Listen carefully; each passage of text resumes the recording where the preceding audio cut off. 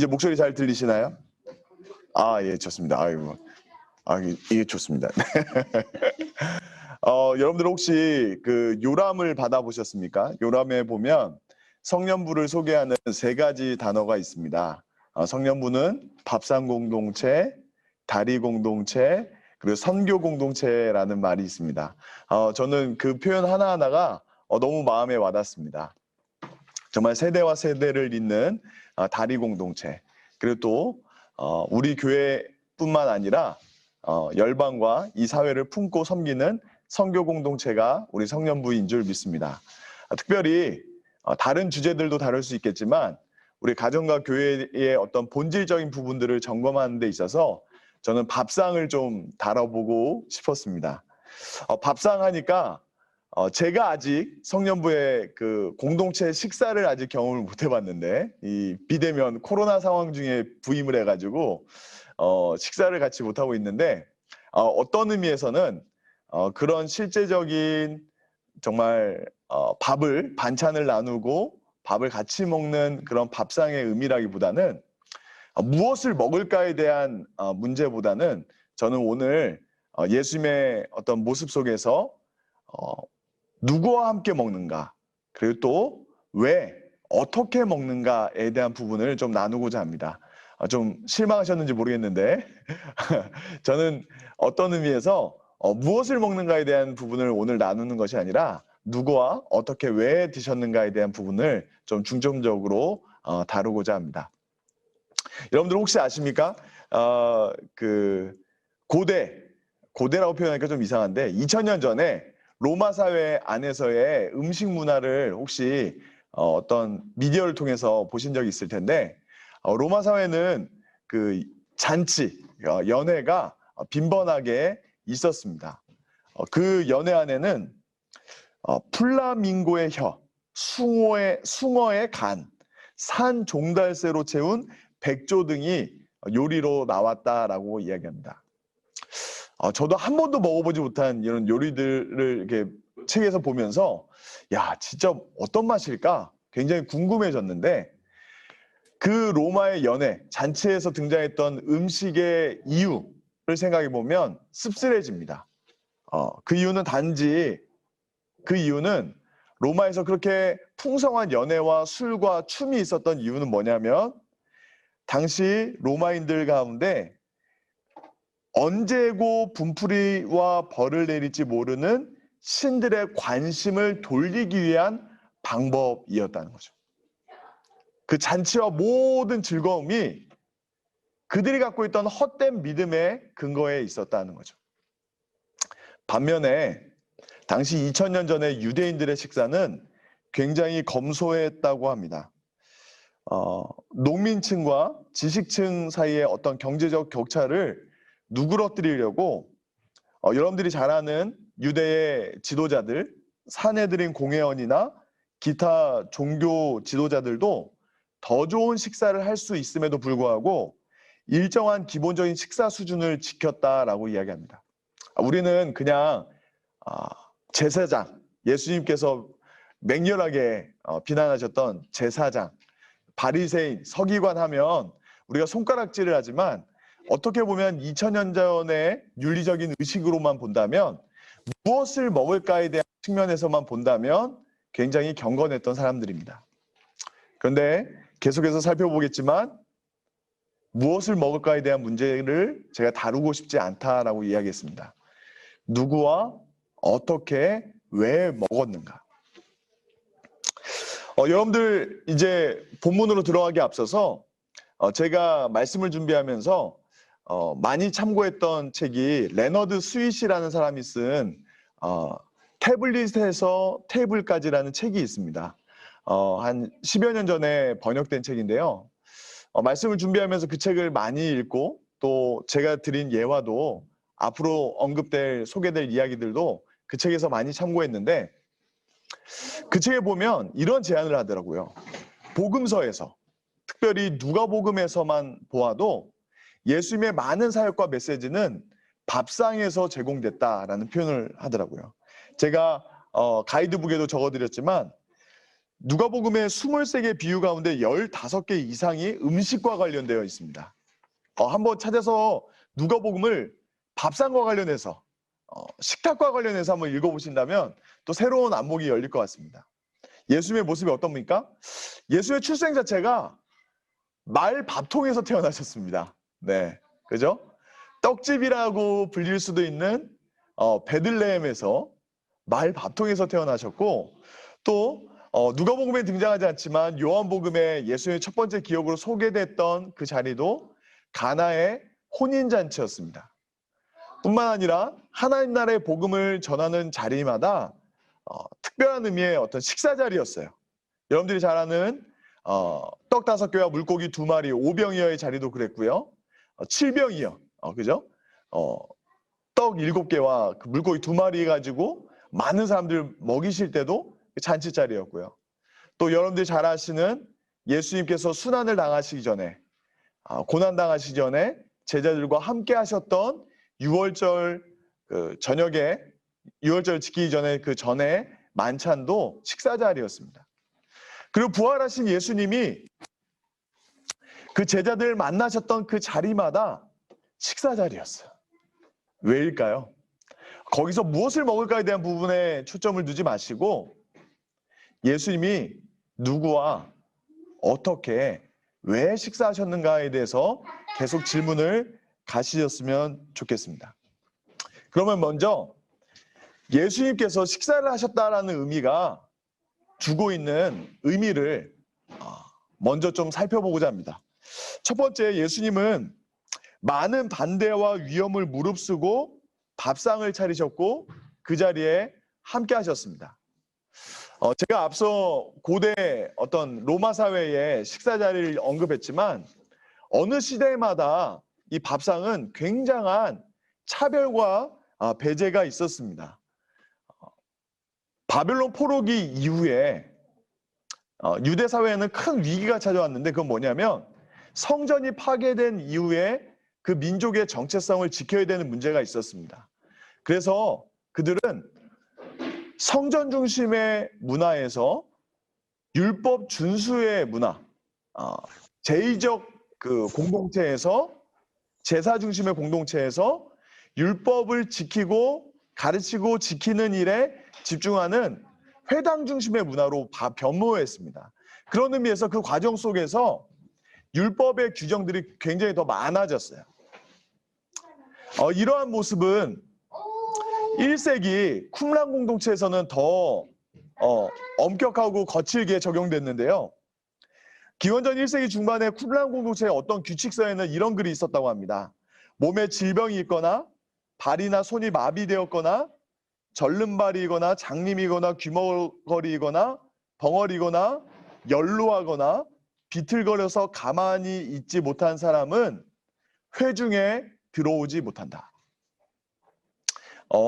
지금 개인주의가 만연해 있는 지금 사회에서 회중에 들어오지 못한다라는 그 단어가 별로 위협적이거나 그렇게 잔혹해 보이지 않지만 2000년 전에 그 이전에 유대 사회 안에서의 가족 안에 들어오지 못하는 것은 정말 요즘 우리 표현으로 얘기하면 밥줄이 끊기는 문제였고 경제적인 문제뿐만 아니라 사회적으로도 완전히 배제되는 거의 형벌과 같은 큰 문제였습니다. 그만큼의 율법 준수가 어디서까지 있었냐면 밥상에까지 있었다는 거예요. 우리가 조금 이해를 돕기 위해서 생각해 본다면 이 밥상의 문제는 유대 사회에서의 밥상의 문제는 단지 밥을 먹는가에 대한 문제가 아니라 지금 나하고 같이 밥을 먹는 그 사람이 나와 어떤 관계인지를 공식적으로 드러내는 자리였습니다. 나하고 밥을 함께 먹는다라는 것은 나의 친구 내지 나의 형제, 나와 명예를 같이 하는 사람, 더 나아가서 조금 더 거칠게 얘기하면 내가 이 사람을 위해서 생명까지 내줄 수 있는 관계를 의미했습니다. 엄청난 유대 관계를 의미했죠. 그런 의미에서 유대 사회에서는 그 안에 예수님 당시에는 철저한 차별과 배제가 그 안에 있었던 거죠. 그런데 이러한 모습이 가장 잘 드러난 본문이 오늘 우리가 함께 읽었던 누가복음 5장이기도 하지만 15장을 그려보시면 돼요. 15장. 누가복음 15장을 한번 찾아보겠습니다. 누가복음 15장에 보시면 우리가 잘 아는 세 가지 비유가 등장합니다. 잃어버린 양, 10드라크마 중에 하나, 그리고 두 아들 중에 하나. 그런데 그 이야기의 배경은 어떤 의미에서 보면 식사와 관련되어 있어요. 밥상과 관련되어 있어요. 그래서 어떻게 할 수 있냐면 1절과 2절을 제가 한번 읽어보겠습니다. 모든 세리와 죄인들이 말씀을 들으러 가까이 나아오니 바리새인과 서기관들이 수군거려 이르되 이 사람이 죄인을 영접하고 음식을 같이 먹는다 하더라. 어떻게 보면 누가복음 15장의 긴장감은 밥상에서 시작된 거예요. 밥상에서. 왜요? 당시에 정결법, 그들의 정체성을 지키기 위한 중요한 자리였던 밥상에 예수님이 당시에 함께할 수 없었던 죄인들을 영접하고 음식을 같이 먹었기 때문에 그렇습니다. 영접하다라는 단어는요, 단순히 그냥 초대를 의미하는 것이 아니라 큰 기대와 선의로 그들을 적극적으로 초대하고 환영했다라는 의미입니다. 근데 이러한 환영이 가져졌던 긴장감을 가장 극적으로 묘사하는 자리가 어떤 건지 아십니까? 우리가 잘 아는 탕자의 비유. 어떻게 보면 본문 속에서는 탕자라는 단어를 쓰고 있지 않지만 우리에게 익숙한 탕자의 비유. 두 아들의 비유에서 드러나는데 그것을 결정적으로 보여주는 한 대화가 29절과 30절에 있습니다. 제가 한번 읽어보겠습니다. 아버지께 대답하여 이르되 내가 여러 해 아버지를 섬겨 명을 어김이 없거늘 내게는 염소 새끼라도 주어 나와 내 벗으로 즐기게 하신 일이 없더니 아버지의 살림을 창녀들과 함께 삼켜버린 이 아들이 돌아오매 이를 위하여 살찐 송아지를 잡으셨나이다. 그런데 여기에서 제가 말씀드렸듯이 무엇을 먹을까에 대한 긴장감이 아니에요. 나는 염소 새끼도 못 먹었는데 송아지를 잡았다니요. 이 정도의 어떤 긴장감이 아니에요. 사실은 왜, 어떻게, 누구를 거기에 초점이 있는데 여기에 사실 누가복음 15장에 큰 긴장감이 어떤 거냐면 그 잃어버린 양, 잃어버린 드라크마, 잃어버린 아들을 적어도 예수님은 동질로 보시는 거예요. 동질. 어떤 차등이나 우열을 두시는 게 아니라 어떤 의미에서 동질의 의미를 넘어서서 더 잃어버렸던 것을 소중한 의미로 설명하고 계세요. 그런데 첫째 아들의 표현을 우리가 주의 깊게 살펴봐야 되는데 아버지의 살림을 창녀들과 함께 삼켜버린 이 아들. 여기서 한국의 어떤 한국말로 번역된 번역에 아쉬움이 있어요. 어떤 건지 아십니까?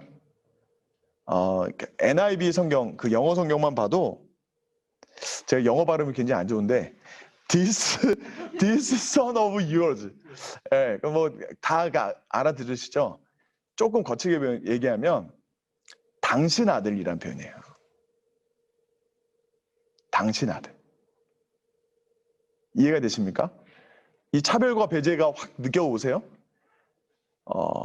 심지어 제가 이야기를 다 읽을 수 없지만 그 첫째 아들에게 잔치의 소식을 전했던 종도 그 첫째 아들에게 당신의 동생이 살아서 돌아왔음을 인하여 아버지가 잔치를 베풀었습니다 라고 이야기하는데 첫째 아들의 분노와 적개심과 이 마음에 가지고 있는 이 마음을 그대로 드러내는 표현이 이거예요. 아버지한테 조금 제가 설교 중에 이런 욕을 써도 되는지 모르겠는데 저 새끼는 당신 아들이라고. 당신 아들이라고. 내 동생도 아니고 나하고 전혀 상관이 없는 당신 아들이지 내가 왜 기뻐해야 되냐고. 바리새인과 서기관들이 갖고 있었던 그 마음 속에는 예수님이 초대했던 죄인들, 세리들, 창녀들, 장애인들, 도무지 나와는 상관없는 사람들인데 예수님은 왜 저들과 함께 저들을 환영하고 초대하고 저들과 함께 식사하시는가에 대한 이야기를 하는 거죠. 그런데 이러한 이야기들이 사실은 이 밥상에 대한 문제가 사실은 결코 가벼운 문제가 아닙니다. 우리가 현장 예배를 드리지 못하기 때문에 우리가 같이 밥을 못 먹는다. 5인 이상 집합금지이기 때문에 주민등록상 거주자가 아니면 같이 밥을 못 먹는다. 이 정도의 긴장감의 문제가 아니에요. 사실 한국교회의 위기는 예수님이 펼쳐놓고 싶으셨던 밥상의 정신이 무너져 가고 있어요. 어제 메시지 가운데도 잠깐 어떤 한국교회 현실에 대해서 언급되었지만 또 성년부 안에서 작년에 우리가 홍역을 치렀기 때문에 저도 어느 정도 수위까지 표현을 해야 될지 지금 굉장히 조심스러운데 이거 미디어 국장이 편집해 주실 거라고 생각하고 지금 유튜브로 나가진 않아요. 네. 한국교회 안에 바리새인과 서기관들과 같은 차별과 배제가 있습니다. 어떤 차별과 배제요? 어떤 율법의 정신, 복음의 정신, 우리가 꼭 붙잡아야 될 진리의 문제가 아니라 우리 안에 있는 편견과 오해들로 사람들을 배제하고 외면하고 돌아보지 않는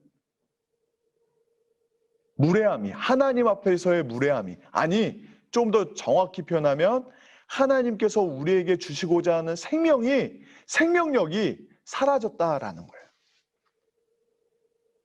100여 년 전에 한국교회가 힘이 있었던 이유가 뭔지 아십니까? 진정한 의미의 예수님의 밥상이 교회 안에 있었어요. 우리가 잘 아는 대로 근대 교육, 근대 의료시설 누가 시작했습니까? 목숨을 걸고 바다 건너 넘어온 하나님의 사람들을 통해서 이 땅에 학교와 교회들이 세워지지 않았습니까? 병원이 세워지지 않았습니까? 그리고 그 안에 변화된 사람들이 누구였죠? 제종원의 첫 번째 의사, 백정의 아들, 이런 얘기 우리가 다 알고 있잖아요.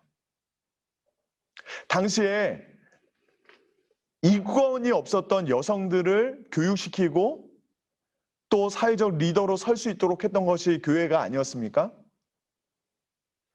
근데 솔직히 이야기하면 한국교회 안에 이러한 철저한 반성이 없어요. 물론 제가 20년 전, 30년 전을 돌아보면 어떤 장애인들에 대한 인식은 많이 바뀌었지만 여전히 한국교회 민낯은 뭡니까? 외국인 근로자나 세터민들에 대한 적극적인 배려보다는 외면이 많아요.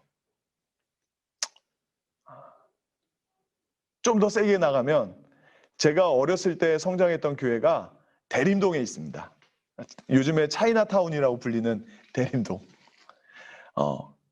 초등학교에 가면 90%가 조선족의 자녀들이 있는 대림동. 그것이 한국교회의 현 주소인데 2000년 전이나 지금이나 복음을 오해한 모습들이 우리 안에 있다는 거죠. 우리 성년부 안에는 다문화 가정이 없습니다. 굉장히 심각한 문제예요. 물론 광화문에 그들이 올 수 있을까? 질문할 수 있지만 사실은 우리나라 사회의 10%가 다문화 결혼이에요.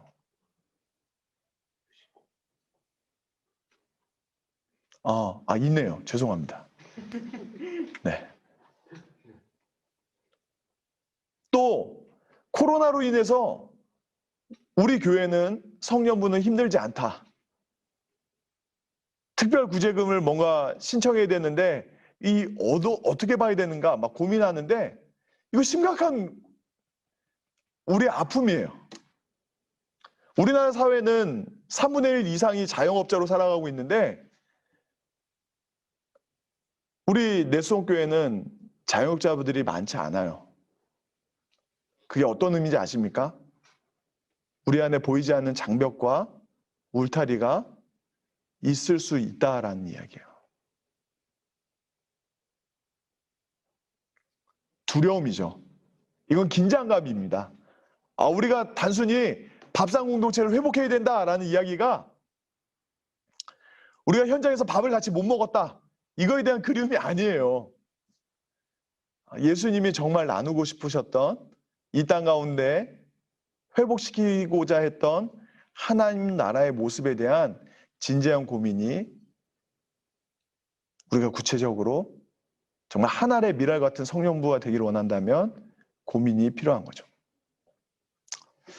그렇다면 오늘 본문 누가복음 5장에 나타난 예수님에게 있어서 밥상은 어떠한 의미였기 때문에 이렇게 무리수를 두셨을까? 하나하나 좀 살펴봤으면 좋겠습니다. 먼저는 27절에서 28절인데요. 제가 한번 읽겠습니다. 그 후에 예수께서 나가사 레위라 하는 세리가 세간에 앉은 것을 보시고 나를 따르라 하시니 그가 모든 것을 버리고 일어나 따르니라. 예수님의 밥상은 소통하는 곳이었습니다. 소통하는 곳. 다른 말로 표현하면 마음을 여는 곳이었어요. 마음을 여는 곳. 예수님이 세관에 앉아있는 레위, 훗날에는 마태로 불리죠. 이 마태를 부르셨어요. 나를 따르라. 조금 오늘의 본문의 어떤 상황 속에서 끌고 오면 이런 표현이죠. 밥 한번 먹자. 야, 밥 먹으러 가자. 이러신 거예요. 나를 따르라. 그때 레위가 모든 것을 버리고 일어나 예수님을 따라갔습니다. 그려지십니까? 예수님이 밥 한번 먹자라는 표현 하나 때문에 좀 의역이죠. 내가 너하고 같이 밥 먹을게. 라는 그 초대 하나에 레위의 마음이 확 열린 거예요. 두 번째 예수님의 밥상은 교제하시는 곳이었습니다. 29절부터 30절 제가 한번 읽겠습니다. 레위가 예수를 위하여 자기 집에서 큰 잔치를 하니 세리와 다른 사람이 많이 함께 앉아 있는지라. 바리새인과 그들의 서기관들이 그 제자들을 비방하여 이르되 너희가 어찌하여 세리와 죄인과 함께 먹고 마시느냐. 예수님은 앞서 설명드린 대로 유대사회 안에 있는 통념을 그대로 가져오셔서 내가 지금 밥을 함께 먹고 있는 레위는 나와 명예를 같이 하고 나와 특별한 관계 속에서 교제하는 사람이다라는 것을 보여주셨습니다. 어떤 의미에서 그것 자체가 복음이죠. 그리고 예수님의 밥상은 치유하시는 곳이었습니다. 31절과 32절입니다. 예수께서 대답하여 이르시되 건강한 자에게는 의사가 쓸데없고 병든 자에게야 쓸데있나니 내가 의인을 부르러 온 곳이 아니요 죄인을 불러 회개시키러 왔노라. 예수님의 밥상은 치유하는 곳이었습니다. 예수님의 밥상은 그 마음을 만지시는 곳이었어요. 마음을 단순히 열고 마음을 나누는 것에만 멈추는 것이 아니라 그 마음 깊은 곳에 있는 상처를 만지시고 고치시는 자리가 밥상이었습니다. 그런 의미에서 예수님은 그 밥상을 포기하지 않으신 거예요. 제가 지난 수요일 날 그 설교를 할 때 제 아들 녀석이 이제 그 손을 베어가지고 꼬맸을 때 이야기를 잠깐 하셨잖아요. 뭐 좀 이런 표현이지만 우리 소시적에 다 칼빵 하나씩 있잖아요. 제 손에도 칼자국이 네 군데 있는데 뭐 여기에 뭐 한 3cm짜리 칼자국, 또 여기에 뭐 여기 뭐 다 하나씩 다 있어서 저는 사실 솔직히 그 금요일 밤에 아들 녀석이 그 칼에 상처 났을 때 별로 놀라지 않았습니다. 그런데 다만 가정의 평화를 위해서 그 밤에 응급실에 나온 거죠. 근데 사실 이게 아내가 이거 보고 있기 때문에 굉장히 좀 두렵고 떨리는 마음이 있긴 한데, 그 어떤 의미에서 크게 염려하지 않았다는 표현이에요. 이제 아내가 힘들었고 아내가 고통스러웠던 거 공감하는데, 저도 칼자국이 있기 때문에 그랬다는 건데, 그런데 그때도 제가 잠깐 설명을 드렸지만 언제가 제일 아픈지 아세요? 상처를 깨끗이 씻을 때가 아파요. 상처가 얼마나 깊게 났는지, 또 상처에 남아있을 여러 가지 위험 요소를 다 덜어내는 데까지가 아프거든요. 그 식염수를 가득 채운 주사기로 쏴대면서 상처가 어떻게 보면 더 벌어질 수도 있어요. 아들의 그 왼손 검지가 5반을 꼬맸는데 그 한 2cm, 1.5cm 정도 되는 그 상처에 식염수를 막 주사기로 무총처럼 쏴댈 때 아이가 막 몸부림치더라고요. 예수님의 밥상 안에는 그런 몸부림이 있었어요. 긴장감이 있었어요. 소리 지름이 있었어요.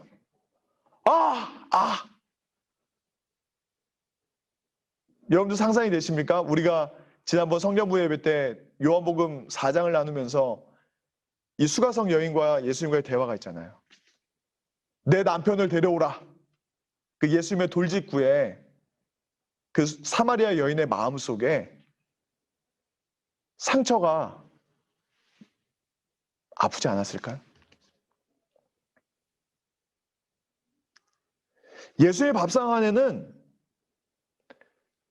마음을 열고 마음을 나누고 그 상처한 곳을 만지는 힘이 있었어요. 제가 이 시간에 누가복음의 신학을 다 다룰 수는 없지만 누가복음 안에서 특별히 죄인들이라고 이야기할 때 어떤 육체적인 결함이나 정서적으로나 사회적으로 문제 있는 사람들만의 어떤 의미가 아니라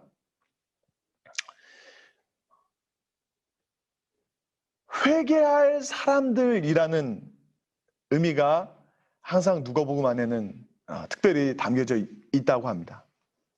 어떤 의미죠? 마치 누가복음 15장의 둘째 아들처럼 마음을 돌이켜 하나님 아버지께로 돌아오고자 하는 사람들의 마음을 예수님은, 누가복음은 집요하게 집중하고 있는 거예요. 너희들 볼 때는 이 사람들이 결함이 있고 부정하고 절대 함께 어울릴 수 없는 더러운 사람들처럼 보일지 모르지만 나는 그들의 상처를 보고 있다. 또 그 상처를 내가 온전케 할 수 있다라고 예수님이 밥상에서 보여주신 거예요. 그리고 네 번째, 예수님의 밥상은 마음을 하나 되게 하는, 공동체를 경험하는 곳이었습니다. 어떤 자기중심성에서 해방되어서 진정한 자유와 기쁨을 누리는 자리로 예수님은 밥상으로 그 하나님 나라의 가치를 보여주신 거죠. 사람과 사람 사이의 벽이 무너지고 서로 온전히 하나 될 수 있는 자리. 나중에 읽어보겠지만 에베소서 2장에 그러니까 에베소서의 말씀처럼 막힌 담을 허무시고 온전히 하나 되게 하신 자리가 예수님의 밥상이었습니다. 그리고 마지막으로 예수님의 밥상은 하나님의 나라를 소개하는 곳이었습니다. 정말 하나님 아버지의 마음이 확장되는 곳이죠. 억눌리고 소외된 사회적 약자들이 하나님의 나라를 경험하고 누리고 고백하고 증거하는 자리가 예수님의 밥상이었습니다. 여러분들 예수님께서 첫 공식적인 사역을 시작하시면서 회당에서 읽으셨던 이사야의 글을 기억하시죠? 주의 성령이 내게 임하셨으니 이는 가난한 자에게 복음을 전하게 하시려고 내게 기름을 부으시고 나를 보내사 포로된 자에게 자유를, 눈먼 자에게 다시 보게 함을 전파하며 눌린 자를 자유롭게 하고 주의 은혜를 전파하게 하려 함이라. 예수님의 밥상은 단순히 배고팠던 그 허기진 배를 달래는 어떤 구제 사역의 일환이 아니라 하나님 나라의 본질을 명확하고 선명하게 드러내는 성령이 역사하시는 하나님의 나라가 임하는 자리였습니다. 그렇기 때문에 예수님은 그 밥상을 포기하실 수 없었던 거예요. 물론 그 당시 2000년 당시에 전에 많은 사람들이 하루 끼니를 걱정하는 많은 가난한 사람들이 있었기 때문에 예수님은 그들의 굶주림을 불쌍히 여기시고 먹이셨던 의미도 있지만 그보다 더 먼저 그들의 마음을 여시길 원하셨고 그들과 마음을 나누기 원하셨고 그들의 마음을 상처난 마음을 그 죽었던 영혼을 살리기 원하셨고 또 예수 그리스도 안에서 온전한 연합을 이루기 원하셨고 그 안에서 이루실 하나님의 나라를 소개하고 증거하기를 원하셨다는 거죠. 제가 교재에 미처 담지 못했던 본문이 있습니다. 누가복음 22장 19절과 20절입니다. 예수의 밥상의 어떤 절정이라고도 할 수 있는 성만찬, 마지막 만찬의 한 대목인데요. 누가복음 22장 19절 20절 말씀을 제가 읽겠습니다. 또 떡을 가져 감사하기도 하시고 떼어 그들에게 주며 이르시되 이것은 너희를 위하여 주는 내 몸이라.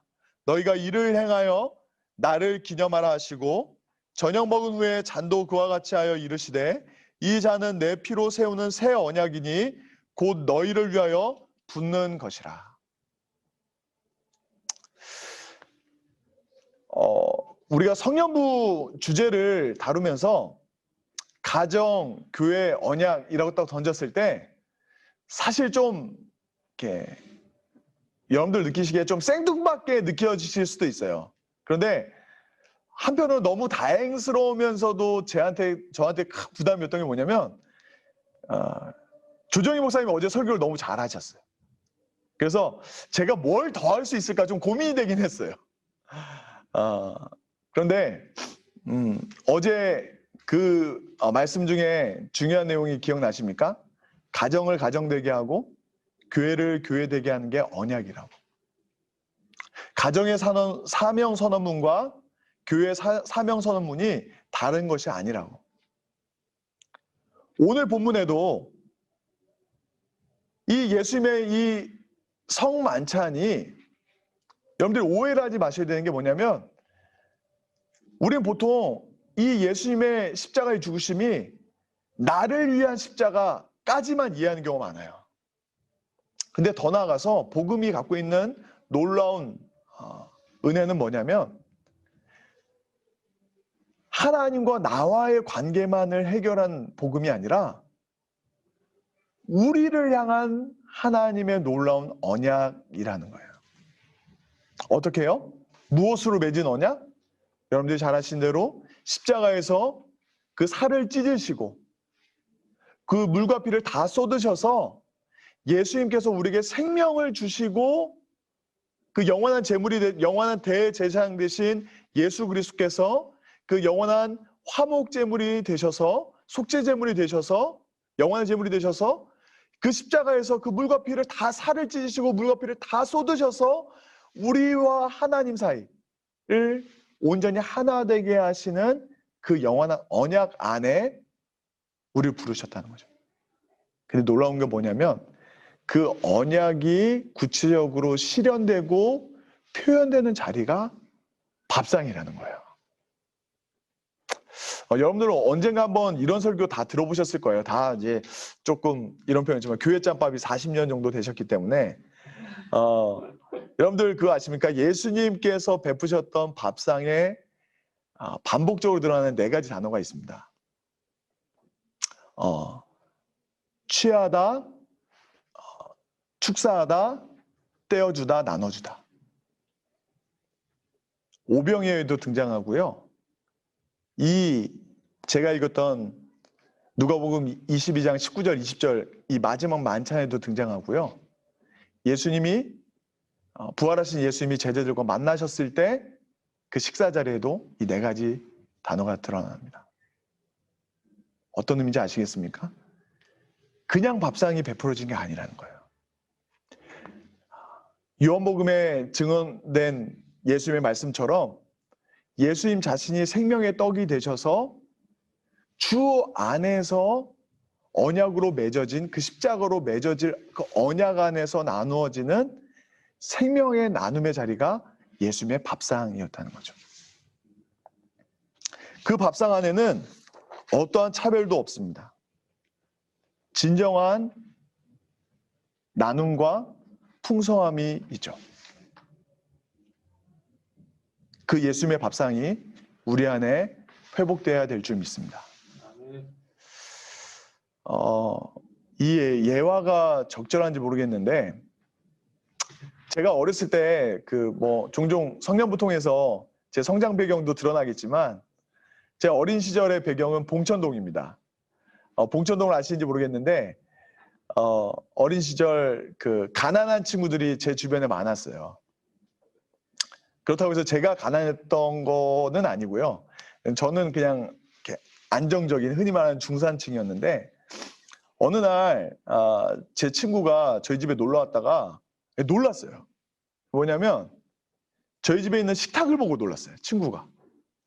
왜냐하면 친구가 생각하기에는 제가 되게 가난한 줄 알았던 거죠. 왜냐하면 저희 집이 3형제인데 제 위로 5살 위의 형, 2살 위의 형이 있는데 큰 형이 입었던 옷을 작은 형이 입고 작은 형이 입던 옷을 제가 입고 다녔거든요. 그래서 초등학교, 우리 때는 국민학교죠. 국민학교 졸업식 사진의 외투가 똑같아요. 그러니까 그런 옷을 늘 입고 다녔던 중학생 같은 친구의 입장에서 저는 단칸방에 온 가족이 모여 사는 그런 이제 어려웠던 친구로 생각을 했던 거죠. 사실 실제로 제가 다녔던 이 관악중학교 친구들은 지금은 물론 다 아파트촌이 돼서 전혀 다른 어떤 분위기가 됐지만 당시에는 정말 단칸방에 온 가족이 모여 사는 친구들이 정말 많았거든요. 식탁이 아니라 밥상 공동체였죠. 그런데 우리 안에 이런 깜짝 놀람이 생소해진다는 건 제가 앞서 문제 제기를 했지만 우리 안에 긴장감으로 다가와야 됩니다. 제가 새가족을 담당했기 때문에 저기 이 동대문 쪽에 있는서 오신 한 독거 노인이라고 표현해야 될까요? 홀로 되신 우리 할머니 성도님을 신방한 적이 있어요. 여러분들 그 가난이라는 게 제가 오랜만에 직면했어요. 그 30여 년 전에 제 친구들 집에 갔을 때 느꼈던 그 어떤 긴장감을 오랜만에 느꼈어요. 정말 아무것도 없어요. 가난의 특징이 뭔지 아십니까? 집을 일단 찾을 수가 없습니다. 첫 번째, 차를 몰고 가면 안 돼요. 차 댈 데가 없어요. 두 번째, 주소지를 알고 있지만 GPS로 검색이 잘 안 됩니다. 그분이 안내를 나와야 돼요. 세 번째, 출입문이 여러 개입니다. 공동 출입문이 많아요. 그리고 문을 열고 들어가면 벽지가 보입니다. 가재도구가 없어요. 그리고 마지막 특징 중에 하나가 냄비에 커피물을 끓여서 밥그릇에 담아 주십니다. 찻잔이 없어요. 그 밥그릇에 담긴 커피 믹스를 한 잔 먹고 오면서 제 마음속에 떨림이 있었습니다. 우리 안에 무엇을 먹었다, 여기에 어떤 주는 긴장감이 아니라 다른 어떤 우리 안에, 마치 야고보서 2장을 우리가 재작년에 다뤘지만 우리 안에 눈에 보이는 것 때문에 복음의 본질이 훼손된 게 너무 많았구나. 우리 안에 우리의 편안함이라는 이유로 우리가 가진 기준과 조건을 가지고 우리가 복음의 본질을 훼손한 것들이 너무 많았구나. 제가 작년까지 새 가족을 섬기면서 참 마음이 아팠습니다. 왜 우리 교회는? 제가 좀 더 세게 얘기할까요? 우리 교회는 노숙자 사역을 합니다. 토요일 새벽마다 서울역과 시청에 있는 거리에 있는 어려운 분들을 만나는 귀한 섬김이 있어요. 제가 아는 분만 해도 적어도 3분 이상이 우리 교회를 고정적으로 정기적으로 출석하고 계세요. 근데 우리 안에 있는 여러 가지 두려움은 뭔지 아십니까? 구역에 배정되기 어려워요. 구역에 배정되기 어려워요. 그게 우리의 현주소입니다. 우리가 이제 밥상을 회복한다라고 이야기할 때 제가 앞서 말씀드린 대로 우리가 성년부 현장 예배를 회복해서 이 지금 예배드리고 있는, 제가 현장에서 생중계하고 있는 4층에서 언제 반찬을 나누며 밥을 먹을까? 그 무엇에 대한 부분에 집중하기보다 우리 성년부가 정말 이 광화문 한 땅에서 누구와 함께 왜 어떻게 먹을 것인가에 대한 부분을 더 고민할 수 있는 복음적 공동체가 되기를 원합니다. 제가 가정이 회복될 때, 교회가 회복될 때, 세상이 회복될 때 3가지를 도전하자면, 제가 교회를 먼저 언급해 버렸는데, 교회가 밥상을 회복한다라고 했을 때 우리의 눈이 열려야 되는 거죠. 어떤 눈입니까? 우리를 감싸고 있는, 우리가 갖고 있는 기준들, 우리가 갖고 있는 편안함의 이유들을 예수님 앞에서 정직하게 내려놓을 준비의 눈이 열려야 되는 거예요. 합리적이고 이성적이고 객관적인 이유들은 우리 안에 많을 수 있습니다. 우리가 불편할 거야. 우리가 왜? 여러 가지 이유들이 우리 안에 많이 이것저것 나타날 수 있어요. 근데 예수님의 마음으로 다시 돌아가야 되는 거죠. 교회 안에 정말 철저하게 어떤 암덩어리처럼 집요하게 자라고 있는 것이 뭔지 아세요? 주인 의식이 아니라 주인 행세죠. 저기 광화문 대로에 있는 으리으리한 그 교회를 보면서 사람들은 걱정합니다. 왜냐하면 저렇게 지어놓고 얼마나 많은 사람들이 주인 행세를 할까?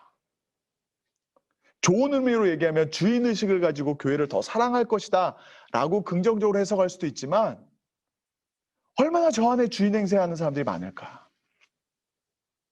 그런데 우리의 눈이 열려야 되는 거죠. 어떤 의미에서 그렇습니까? 이 교회는 주님의 살과 피로 맺으신 언약으로 세워진 주님만 주인 되시는 공동체가 되어야 된다. 눈이 열려야 되는 거죠.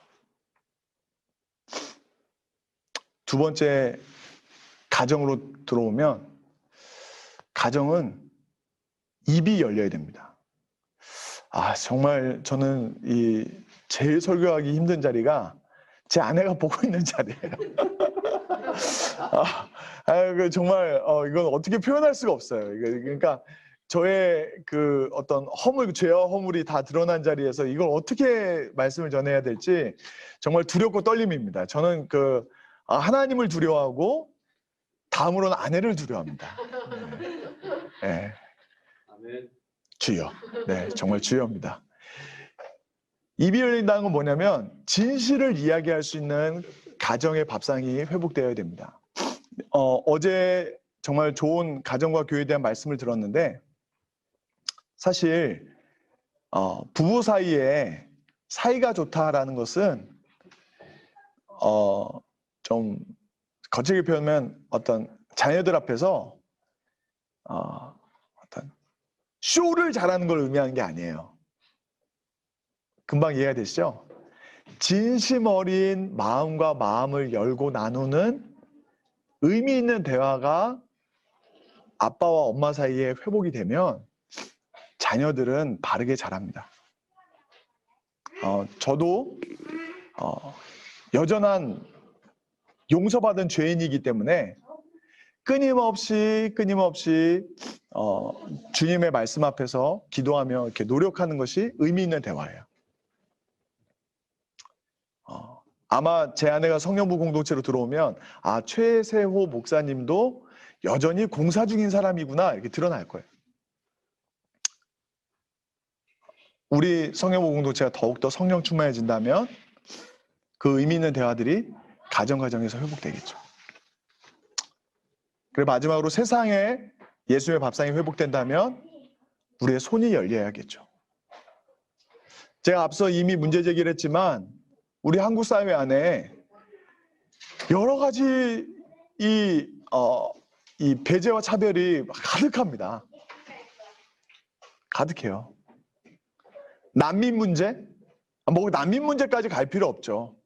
외국인 노동자의 노동자성이나 근로자의 어떤 기본권 보장 문제는 우리가 200여 년 전에 미국이나 저 유럽 사회에 있었던 노예 제도를 비판할 게 아니에요. 아니에요. 우리의 현주소입니다. 얼마 전에 제가 지하철을 탔는데 외국인 근로자 두 분이 막 대화를 나누시고 계시는데 제가 그분에게 어떤 뭔가 문제가 있습니까? 네? 콧물 나오시나요? 콧물이요? 이게 화질이 너무 좋은가 보네요. 이제 콧물 아닙니다. 네. 네.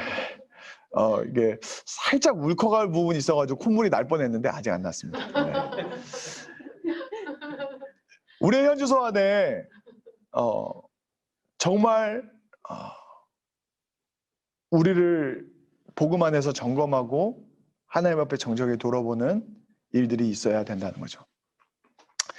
제가 제 멘토 목사님이 미국 남부의 장로교에서 파송한 선교사님들의 흔적을 이렇게 기록하신 신문 기사를 읽은 적이 있습니다. 어떤 기사의 내용을 읽은 적이 있어요.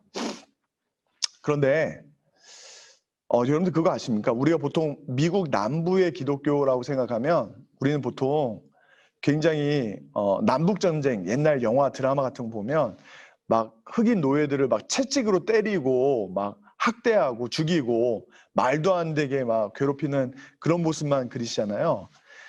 근데 사실 남부 기독교 안에 경건한 사람들은 우리가 생각하는 정말 있는 그대로 복음 그대로 그들을 가족으로 여겼습니다. 미국의 노예 해방이 있을 때 엄청난 재정적 타격과 피해에도 불구하고 그들에게 진정 어떤 법적 제약 때문에 자유를 준 게 아니라 정말 그대로 자유를 허락하고 우리가 흔히 얘기하는 호적이라고 할까요? 호적에 그들을 받아들였어요. 가족으로 받아들였어요. 주인의 성을 그대로 그 흑인 노예였던 사람들이 그대로 쓰고 그 호적에 편입됐어요. 우리 표현으로 얘기하면 주민등록상 거주지가 같아요. 같이 살았어요. 같이 살았어요. 우리가 생각한 대로 저기 어떤 북장로 교회만 경건하고 남장로 교회는 정말 죄로 가득 찬 그런 땅이 아니었습니다. 가족으로 여긴 일이 있었어요. 그러면 우리가 한국교회 현실로 그대로 가져오면 어떻게 되죠? 우리 한국교회 안에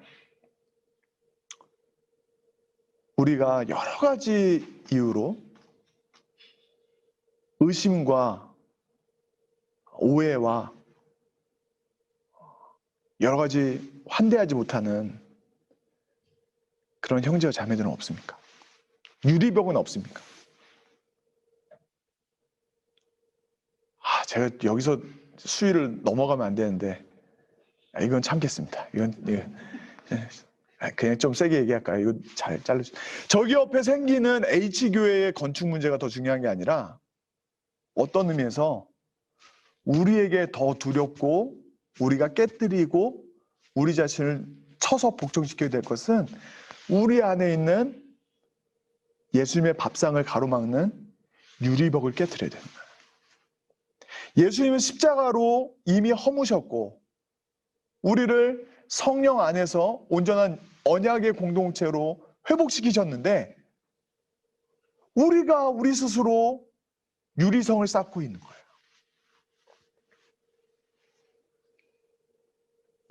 진지하게 고민하고 기도해야 됩니다. 말씀을 맺겠습니다. 예수님의 밥상은 우리 안에서 회복되어야 될 문제입니다. 이것은 그냥 선택과 우리의 기호의 문제가 아니라 예수님이 왜 그 밥상을 회복시키셨는가에 대한 근본적인 질문을 우리 안에 던져야 되는 거죠. 말씀을 맺으면서 제가 이렇게 말씀을 준비하다가 라디오를 우연히 들었는데 하나의 그 어떤 소개된 책, 영화가 있었습니다. 그 바베트의 만찬이라는 책인데요. 1800년대에 노르웨이의 작은 한 마을을 배경으로 한 이야기인데 목사님과 두 딸의 이야기입니다. 좀 정확히 얘기하면 목사님이 소천하신 이후에 교회를 노르웨이의 그 작은 마을과 교회를 두 자매가 나이 들도록 잘 섬기고 있는데 그곳에 온 바베트라는 프랑스 난민의 이야기인 거죠.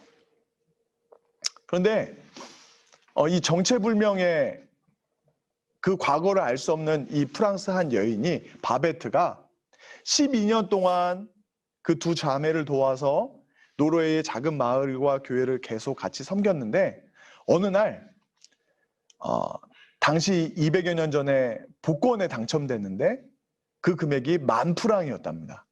당시 환율이 어느 정도인지 제가 가늠할 수 없는데 엄청나게 큰 돈을 이 바베트가 얻은 거예요. 그래서 사람들은 생각했습니다. 자기 고향 땅으로 이제 복권에 당첨됐으니까 돌아가겠구나. 그랬는데 한 가지 부탁을 하는 거예요. 뭐냐면 내가 여러분들을 위해서 밥 한번 쏘고 싶다. 밥 한번 쏘고 싶다. 근데 그 밥값이 10,000프랑이에요. 온갖 최고급 식자재를 다 그 시골 마을까지 가져오는데 그 10,000프랑을 다 쓴 거예요. 그리고 요리를 해서 함께 먹는 거죠.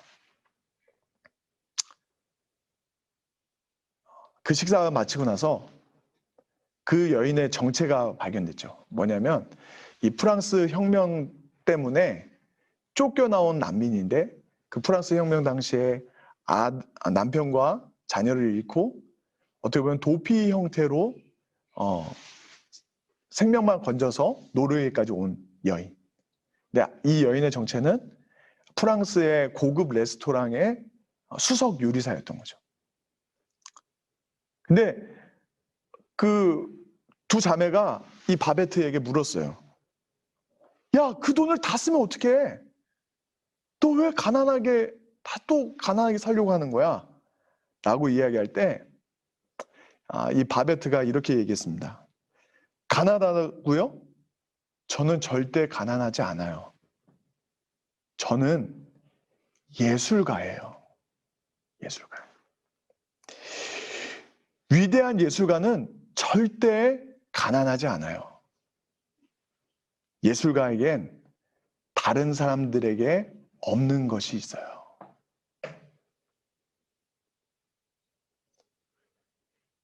이 말을, 예술가라는 단어를 오늘 말씀을, 메시지를 정리하면서 우리에게 이렇게 도전적으로 질문했으면 좋겠어요.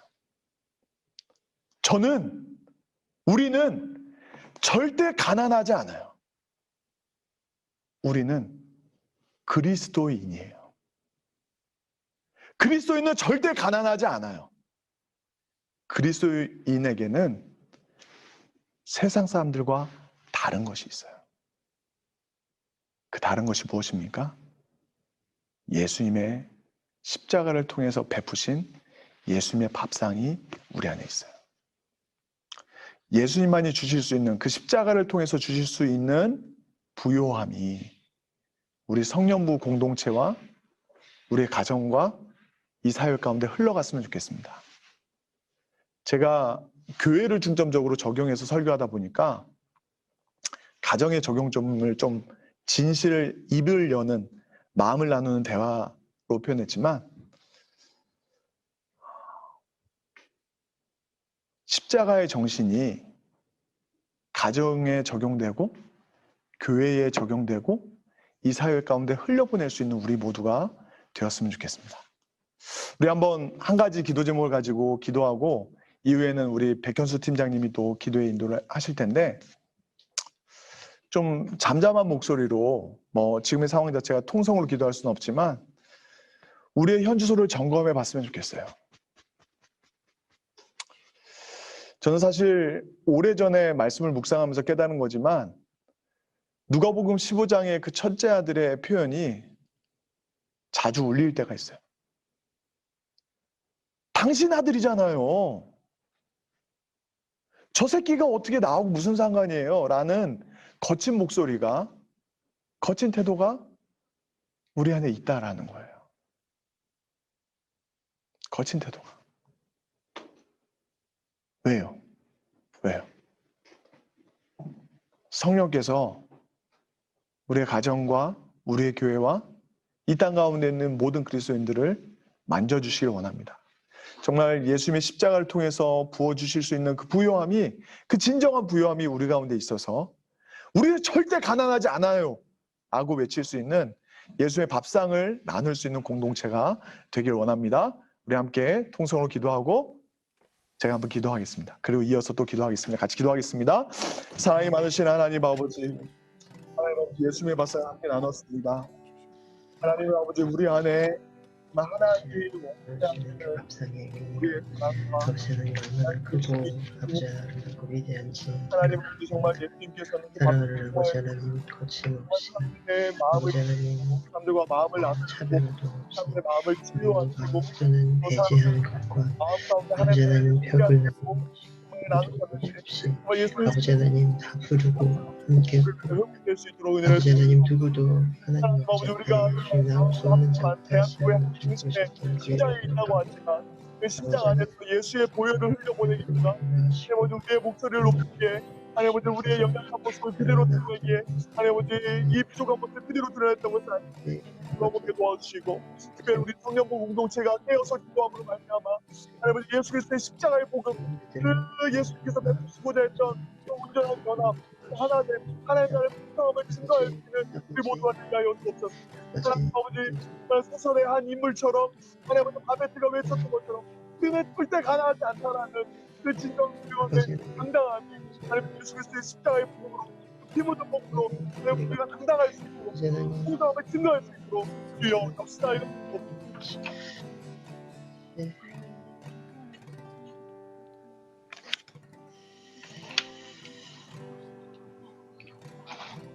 이것이 어떻게 되겠군요. 사랑이 많으신 하나님 아버지, 우리가 예수님의 밥상을 살펴보았습니다. 우리의 가정과 교회의 본질을 돌아볼 때 우리 안에 증거되고 드러나야 될 것이 예수 그리스도의 십자가라는 사실, 그 십자가로 맺으시는 언약의 그 풍성함, 하나님 나라의 풍성함이 드러나야 되는 사실을 다시 한번 말씀을 통해서 생각해 보았습니다. 주님, 그러나 우리 안에 정말 십자가의 원수로 살아가는 우리 안의 습관들, 우리 안에 잘못 자리 잡은 고집들이 있음을 고백합니다. 하나님, 정말 우리의 이 고집스러움 주의 성령께서 만져주시고 다시금 이 땅에 소외되고 병들고 우리가 쉽게 외면하고 지나칠 수 있는 많은 하나님의 자녀들에게, 그 하나님의 백성들에게, 잃어버린 우리의 형제와 자매들에게 그 사랑을 전함으로 세상이 비교할 수 없는 하나님의 부요함을 경험할 수 있는 우리 성령부 공동체, 우리 내수동교회가 되게 하여 주옵소서. 감사드리오며 우리에게 그 친히 살을 찢으시고 그 물과 피를 쏟으심으로 진정한 생명을 나눠주신 예수님의 이름으로 기도드립니다. 아멘.